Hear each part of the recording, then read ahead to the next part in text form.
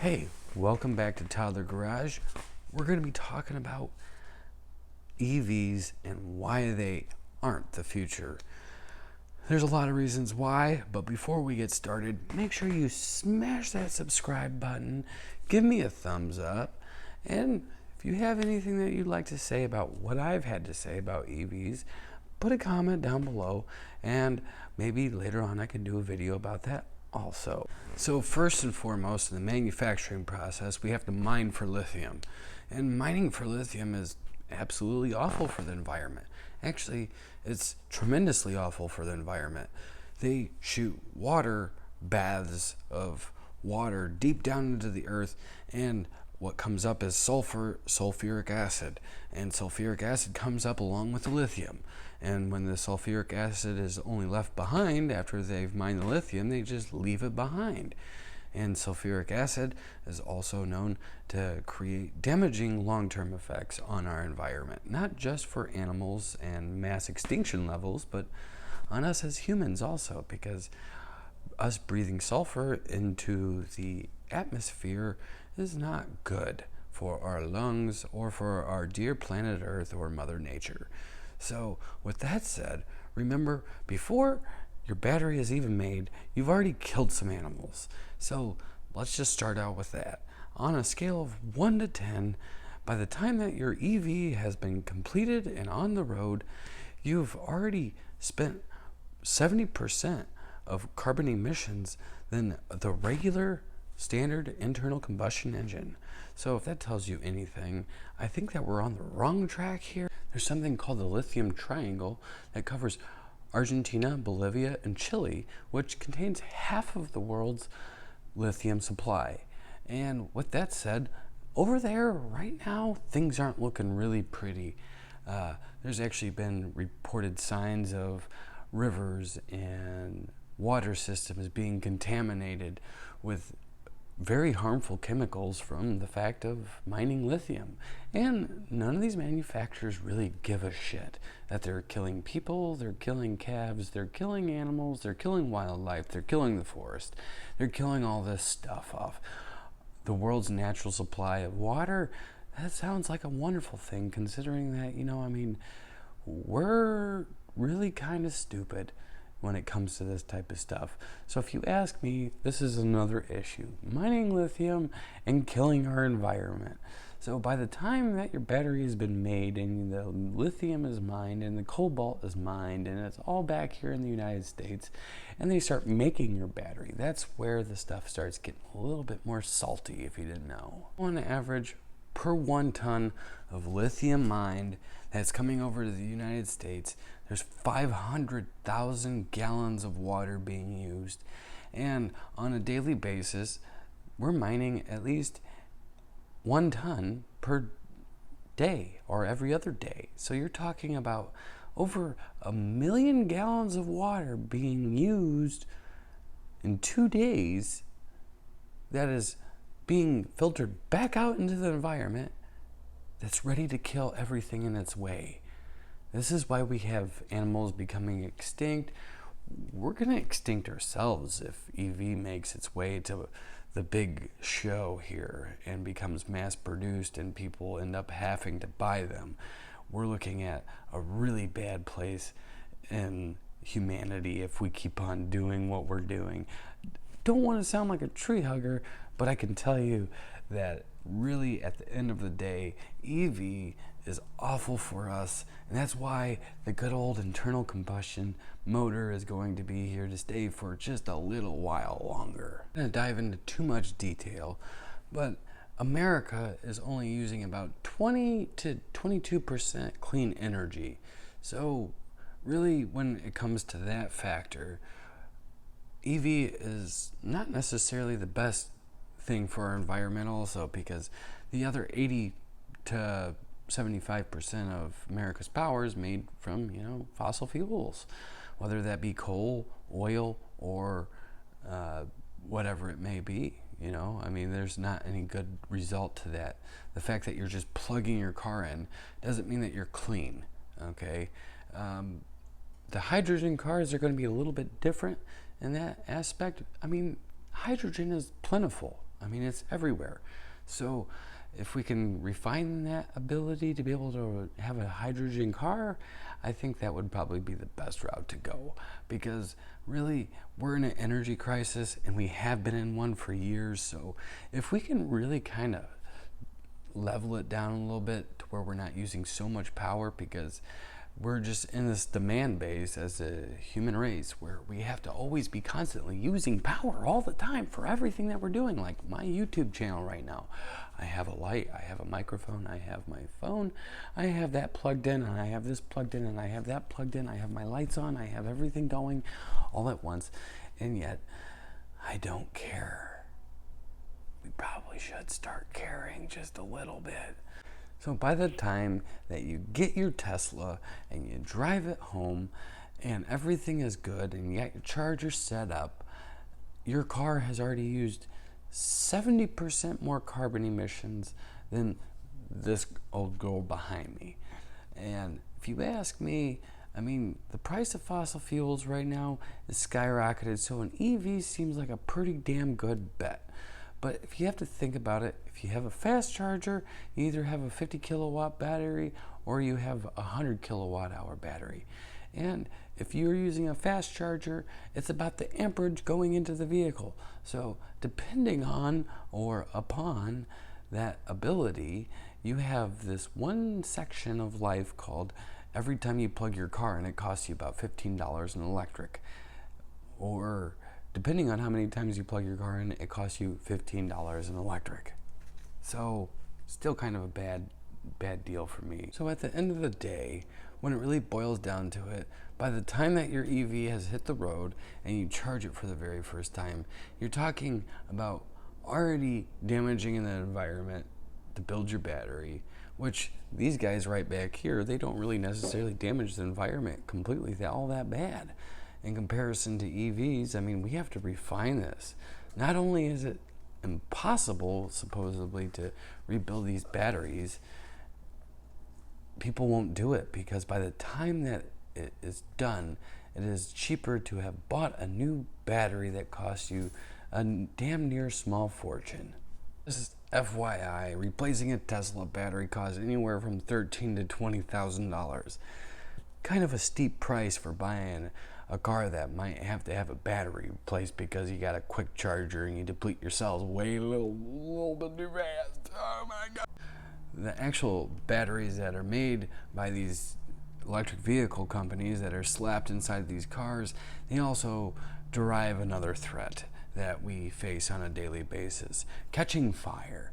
Unlike the batteries that we put inside of our drills and our impacts and all of our other tools that carry lithium batteries, because now cordless is really the way to go, and that will probably never change as far as power tools go. But the batteries inside of these Teslas and other car manufacturers that are making EVs at this point in time have a little bit something more dangerous involved. A Tesla battery contains 7,000 separate little battery cells inside of it, and if one of those shorts out and arcs across one another and heat up to the point where they are transferring enough ions across one another, what happens is like feeding the flame. It's like the same equivalent of someone trying to put a hose on a bonfire while there's another person on the other side pouring gas on. So really, it's a dangerous thing. And the reason why it's so hard to fight, it's not only because of those reasons, there's other technical reasons, but the main reason is it's like fighting a high performance car fuel. You know, it's hard to put out. So good luck. Anyways, I'm not trying to bash on them. I was actually thinking about buying one at one point in time. I really like the new Ford Lightnings. They're really neat, and maybe someday I'll own one. The actual dangers behind owning an EV have a lot to do with before you even get to it in the manufacturing process. We talked a little bit about that. Now we're going to dive a little bit more into the power grid. Sustainability, I mean, even if we all had solar panels on all of our houses and we were contributing to the energy of the planet, and we weren't in an energy crisis already, we might be all right. But that's not the case, because we all have air conditioners and refrigerators and lights and cell phones we have to plug in, TVs and all this other stuff. So really, when it all boils down to it, when you're plugging your EV in, it is the same equivalent of running everything in your house all at once for a whole entire day. I mean, that sounds like a really bad idea. From an experienced person that's worked in Cummins Power Gen, I can tell you one thing. After working on hospital standby generators, I can tell you that when you have a megawatt of power and it's being used like that, it's pretty impressive, because the power grid is capable of really kind of going into the high peak phase. But really what people think is the fact that, if everybody on the planet owned an EV and we all got off work at 5 o'clock and we all plugged our cars in at 5:30 right into the wall, we would blow the whole entire grid. We wouldn't have brownouts, we would have blackouts for miles and miles and miles and miles. I mean, really, in reality, 10,080 volts doesn't seem like a whole lot. But when you have 10,080 volts behind 40 amps, that's a shit ton of energy, and it can screw you up. Really, on the dim factor of all this, I've seen quite a few different people speculate that if we had different types of charging times, like, when people are sleeping, when the high rise of the day comes into the power grid and we go into peak power, we're plugging in way up here where we shouldn't be plugging in, and then we wait until everybody goes to sleep and we plug in down here. So thus we bring the peak power back up into the same range while everybody is sleeping, which makes absolutely no sense to us, because we're putting more load on our grid, and after we put more load on our grid, more than we need to, stuff starts to degrade, and then the next thing you know, we have blown transformers because they're overworking constantly, and they're not designed to do that. And for the highline workers out there, they could probably explain to you what all this would actually end up doing to our environment, because the more that we would have to repair things, the more fossil fuels we would have to burn.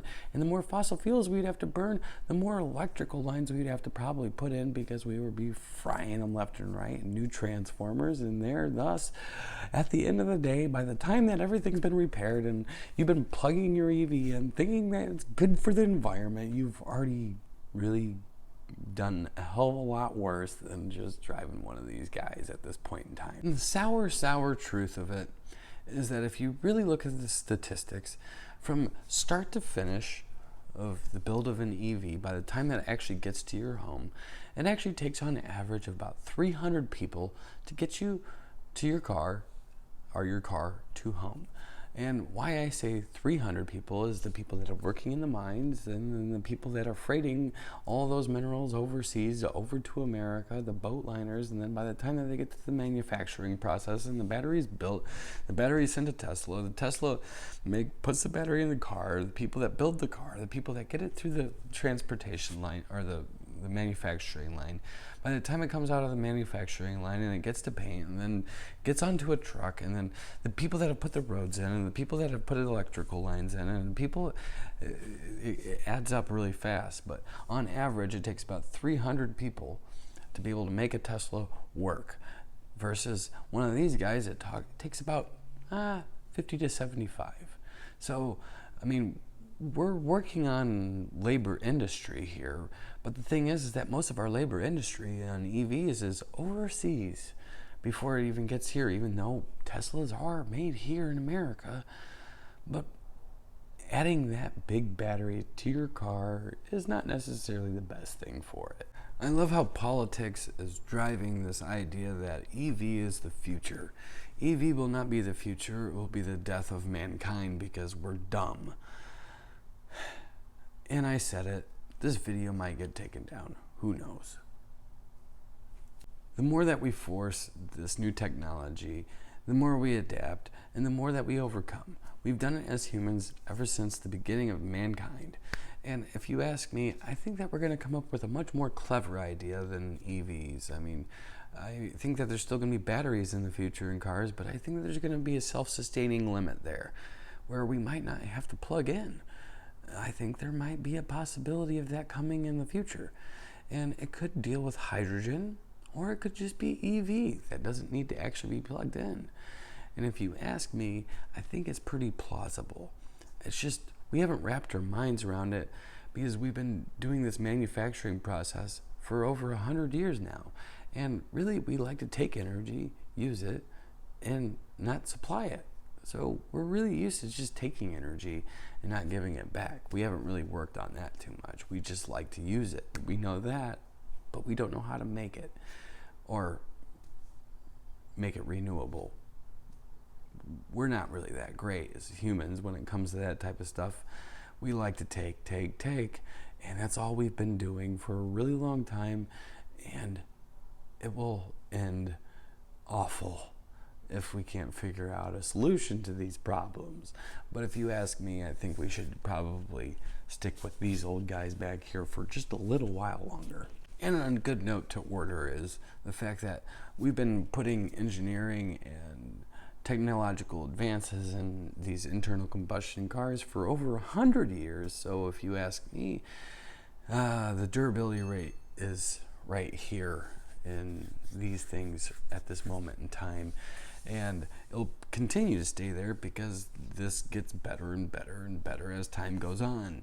I mean, I'm gonna miss the Hellcat. I'm gonna miss it. I'm gonna miss the LT1. I'm gonna miss this high performance era of cars because it's like nothing sounds better than a naturally aspirated V8, right? I mean, come on. Nothing sounds better than a port tune fuel injected V8, right? I mean, nothing sounds better than a carbureted V8. Nothing sounds better than the power of America. I mean, I can mumble on about it for a little while longer, but I'm not gonna let you be the product of that.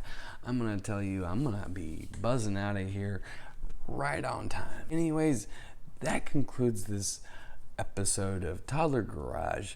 And in case you didn't know, I'd like for you to take a little bit of time to smash that subscribe button, give me a thumbs up, and maybe put a comment down below so that I can get some input from you guys. If it just sounded like meaningless mumble jumble, but if it really kind of struck a nerve for you guys, please put it down there.